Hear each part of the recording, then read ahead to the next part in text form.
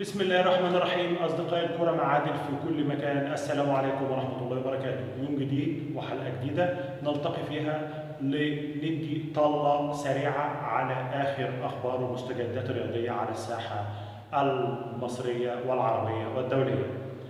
طبعا كلنا بنتابع أخبار انتقال زيزو للدوري السعودي. زيزو هيجدد مع الزمالك، زيزو ماشي، زيزو رايح قطر. أنباء عن تجديد نادي الزمالك مع أحمد سيد زيزو لمدة 3 سنوات. التجديد ده بيوحي لك بحاجة، إن أحمد سيد زيزو إن خرج من نادي الزمالك هيخرج إعارة وليس بيع نهائي. علشان كده نادي الزمالك جدد مع أحمد سيد زيزو. هل عرض نادي الدرجة الثانية السعودي ما زال مستمر مع أحمد سيد زيزو؟ هل عرض العربي القطري لأحمد سيد زيزو مستمر؟ نادي الزمالك في حالة بيع أحمد سيد زيزو مش موافق أقل من 7 مليون دولار. أعلى عرض تقدم لأحمد سيد زيزو 4 مليون دولار نادي درجة ثانية سعودي. الأيام الجاية هبين لنا في إيه.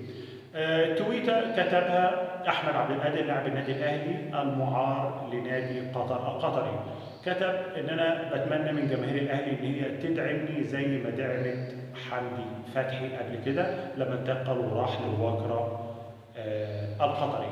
طبعا إن فات حضراتكم إن حمدي فتحي قدم موسم كبير جدا مع نادي الواكرة القطري. حاليا دلوقتي انتقل لنادي الدحيل القطري ليبدا معاه الموسم القادم. ده حمدي فتحي لاعب النادي الاهلي السابق ولاعب وسط الملعب في نادي الدحيل القطري.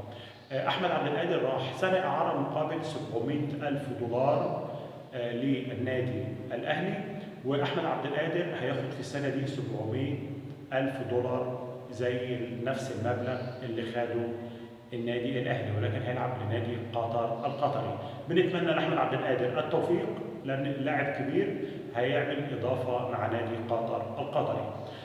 اخر اخبار محمد علي بن رمضان وانتقاله للنادي الاهلي. الناس كلها بتتكلم ان في نادي سعودي دخل في الصفقه وهو نادي الخلود السعودي اللي هو داخل بتقوله اللي خد اليو ديانج اعاره لمده موسم. حاليا رفع النادي الاهلي كان رفع العرض بتاعه، النادي المجري مصمم على 2 مليون 700، نفس المبلغ اللي هو اشترى به من الترجي.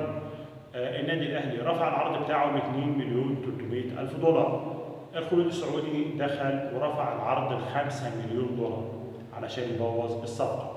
طبعا نادي المجري شاف المبلغ ده سال عابه امام هذا المبلغ.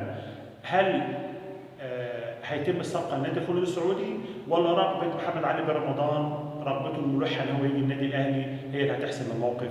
رغبه محمد علي بن رمضان مصمم يجي النادي الاهلي. النادي الاهلي رفع العرض ل 2 مليون 300 الف دولار زائد 200 الف دولار متنازل عنه محمد علي بن رمضان مستحقاته مع النادي الاهلي ليوصل الرقم ل 2.5 مليون دولار. الايام الجايه هتبين لنا في ايه، بس مليون في المية مش 100%، مليون في المية محمد علي بن رمضان اهلاوي، وده هيبان ان شاء الله يوم الجمعه القادم.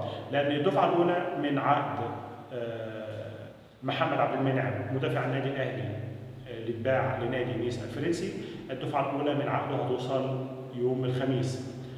في حاله وصولها للنادي الاهلي، النادي الاهلي هيبعت الدفعه الاولى من عقد محمد علي بن رمضان، لان صحف تونس تتباكى على محمد علي بن رمضان ان هو رايح النادي الاهلي، لان ده الغريم التقليدي للانديه التونسيه.